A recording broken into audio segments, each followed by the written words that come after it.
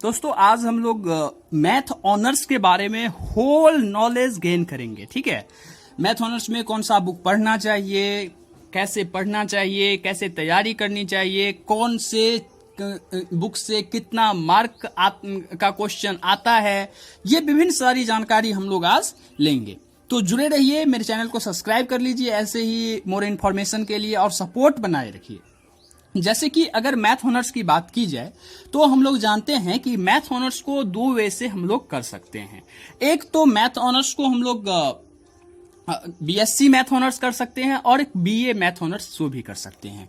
इसका मतलब ये हुआ कि मैथ एक ऐसा सब्जेक्ट बन गया है जो आप बीए से भी कर सकते हैं। इसका मतलब ये हुआ कि आर्ट का सब्जेक्ट लेके भी कर सकते हैं, जिसमें सब्सिडरी आर्ट का सब्जेक्ट हो, उस वे से भी कर सकते हैं। और एक वे है बीएससी मैथ ऑनर्स। इसका मतलब ये हुआ कि मैथ ऑनर्स जब हम साइंस को सब्सिडरी लेके करते हैं तो वो बीएससी मैथ ऑनर्स कहलाता है। ठीक है, तो आप बीए मैथ ऑनर्स करिए या बीएससी मैथ ऑनर्स करिए, लेकिन ऑनर्स पेपर जो है उसके बारे में ही हम लोग आज बात कर रहे हैं। तो सबसे पहले है ऑनर्स पेपर। इसमें मैथ ऑनर्स पेपर दो, मतलब फर्स्ट पार्ट और सेकेंड पार्ट में दो पेपर होगा। इसका मतलब ये हुआ कि 200 का एग्जाम होगा आपका वन पेपर, मतलब कि 1 ईयर्स में। ठीक, तो कौन सा बुक हम लोगों को पढ़ना चाहिए? तो सबसे पहले हम लोग पेपर 1 की बात करेंगे। ठीक है, पेपर 1 की बात करेंगे। इसका मतलब हुआ कि ये जो 100 का एग्जाम होगा, ये 100 के एग्जाम में कौन कौन से बुक से क्वेश्चन आते हैं, इसके बारे में सबसे पहले हम लोग जानकारी लेते हैं। तो मैं आपको बुक ही दिखा रहा हूं जिससे आपको पूरा कंसेप्ट क्लियर होके जानकारी हो। तो सबसे पहले हम लोगों के पास आता है ये बुक मतलब modern abstract algebra. Modern abstract algebra का बुक आता है हम लोगों के पास। आपको सजेस्ट करूंगा कि आप जो है सो इस बुक से भी बहुत सारे क्वेश्चन मिलेंगे आपको, तो क्वेश्चंस को सॉल्व करना। इसमें ये देखिए, इसमें ये group theory and ring theory जो है सो इसी पे बेस्ड है। तो एक बात याद रखिएगा कि हम लोगों को जो बीएससी फर्स्ट पार्ट में क्वेश्चंस आएंगे सो ग्रुप थ्योरी से आएंगे। किससे आएंगे? ग्रुप थ्योरी से आएंगे। तो कोशिश करिएगा कि हम ग्रुप थ्योरी को ही कंटेन करें। रिंग थ्योरी भी आता है, लेकिन आप अगर कोई भी प्राइवेट पब्लिकेशन से लेते हैं तो वो सिर्फ ऑनर्स के लिए ही नहीं बनाता है, वो बहुत सारे जो है सो अपना ले लेते हैं। इससे भी पढ़ेंगे, ये भी बच्चे पढ़ेंगे, इंजीनियर वाले भी पढ़ेंगे, वो भी पढ़ेंगे इसको लेके। तो हम लोगों को मूल रूप से ग्रुप थ्योरी इसमें पढ़ना है। ठीक है, इसके बाद हम अगले वीडियो बनाएंगे तो इसमें क्या क्या पढ़ना है, कौन सी टॉपिक हम लोगों को पढ़ना है, इसके बारे में भी मैं आपको बताऊंगा। जैसे कि इसमें कौन से टॉपिक पढ़ना है इसके बारे में कुछ जानकारी ले लेते हैं।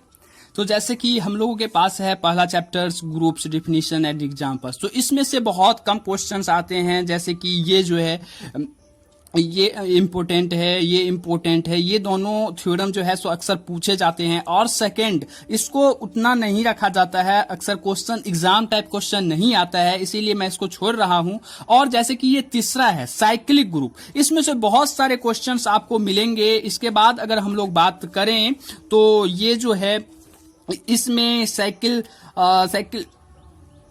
कैलिए थ्योरम जो है सो ये बहुत इंपॉर्टेंट है। इसको तो आप कंटेंट कर ही लीजिएगा मैनेजमेंट।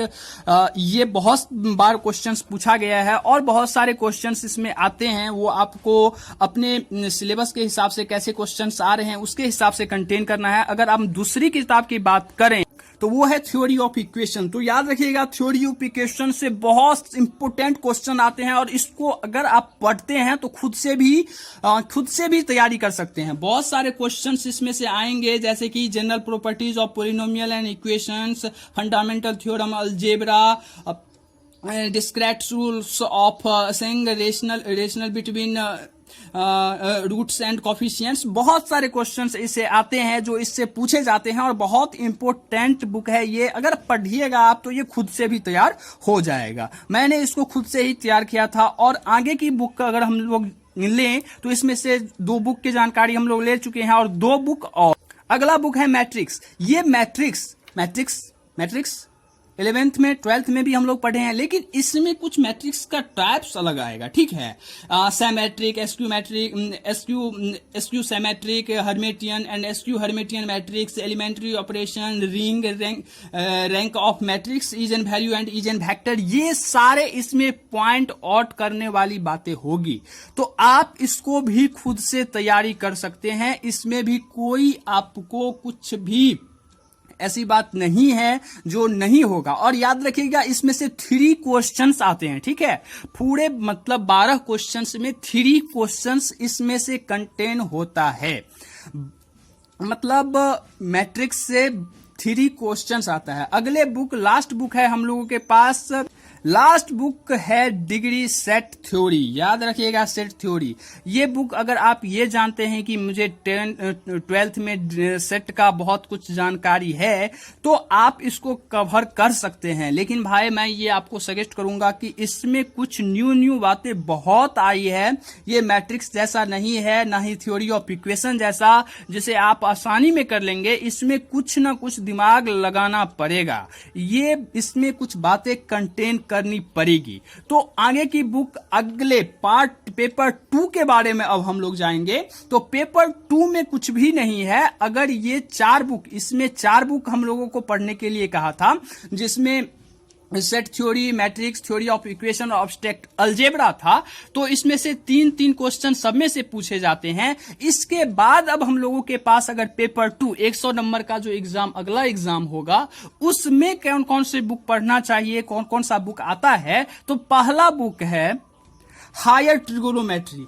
तो दोस्तों हायर ट्रिगोनोमेट्री बहुत ही अच्छा बुक है। इसमें आप बहुत सारे नॉलेज भी गेन कर सकते हैं और इसमें जो है सो बहुत अच्छी वे से समझाया भी गया है। ये लालजी प्रसाद का आप ले सकते हैं, लालजी प्रसाद का लीजिए या दास एंड मुखर्जी का लीजिए। ये बहुत ही मतलब यूजफुल बुक है और आप इसको भी खुद से तैयारी कर सकते हैं। और याद रखिएगा ये 4 मार्क कंटेन करेगा सेकेंड पेपर में। कितना? तो 4 क्वेश्चंस इसमें से आएंगे, ठीक है। अगले पेपर की बात की जाए तो हम लोगों के पास आता कोऑर्डिनेट ज्योमेट्री। इसका मतलब ये हुआ कि ये 2D ज्योमेट्री के बारे में नॉलेज देगा। हाँ, इससे पहले हम लोग इसको बहुत कम देखे हैं, इससे पहले हम इसे कम बनाए हैं। लेकिन अगर आप इसकी तैयारी करेंगे तो इसमें से बहुत अच्छे क्वेश्चंस आएंगे। और मेरे चैनल पे मतलब फर्स्ट पार्ट का होल इंपोर्टेंट क्वेश्चंस जो है सो अपलोड कर दिया गया है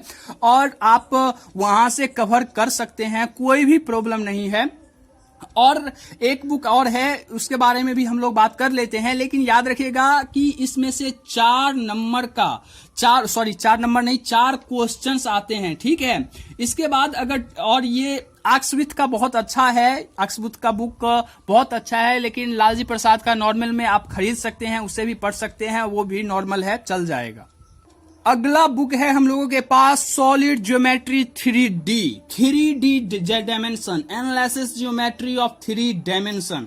इसके लिए मैं आपको सजेस्ट करूंगा एक जेटी बेल हैं। जेटी बेल बहुत ही अच्छे राइटर हैं, बहुत ही अच्छे। और ये 3D ज्योमेट्री जो है सो वो बहुत ही अच्छे वे से बनाए हैं, अच्छे तरह से समझाए हैं। अगर वो बुक आपको नहीं मिल रही है तो लालजी प्रसाद का ले लीजिए, वो चलेगा, काम चल जाएगा। तो आज का सिलेबस हम यहीं पे खत्म करते हैं क्योंकि हम लोगों का सिलेबस पूरा हो गया। मैथ ऑनर्स में इतनी सारी किताब आपको पढ़नी पड़ेगी। और याद रखिएगा जिसमें सेकेंड पेपर में हमने आपको 3 बुक्स सजेस्ट किया है, वो है, पहला था हायर ज्योमेट्री, एक था 2D ज्योमेट्री, एक था 3D ज्योमेट्री। इसमें से प्रत्येक बुक से 4 क्वेश्चंस आते हैं, ठीक है। और ये क्वेश्चंस कुल मिला के 100 नंबर के होते हैं। इसमें से लगभग में हम लोगों को तो 6 6 क्वेश्चंस का आंसर भी देना पड़ता है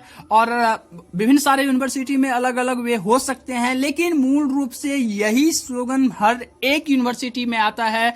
तो जुड़े रहिए, अगले क्लास में हम आपको देंगे सेकेंड पार्ट की जानकारी और उससे अगले में देंगे थर्ड पार्ट की जानकारी, और हम जनरल के लिए भी क्लास बना रहे हैं। तो कैसा लगा ये आपको क्लास, जरूर बताइएगा और आगे बढ़ते रहिएगा।